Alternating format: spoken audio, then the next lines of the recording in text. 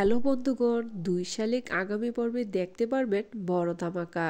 দেবার কাছে ধরা খেয়ে যায় আঁখি ঝিলিক।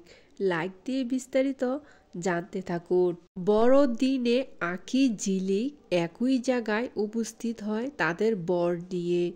এইদিকে দেবা ঝিলিককে খোঁজার জন্য বারবার চিৎকার করে ডাকছে, ঝিলিক তুমি কোথায়? এইদিকে ঝিলিক বারবার আঁকিকে ফোন করছিল, কিন্তু আঁকি ফোন ধরছিল না। তখন হঠাৎ দুজনের মধ্যে দেখা হয়ে যায়।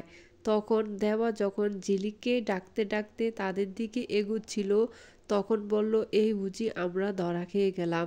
তখন দুজনে যখন দেবার দিকে তাকালো, দেবা আঁকি ঝিলিককে একসাথে দেখে অবাক হয়ে তাকিয়ে রইল। দেবা বলে, তাহলে তোমরা কি যমজ বোন?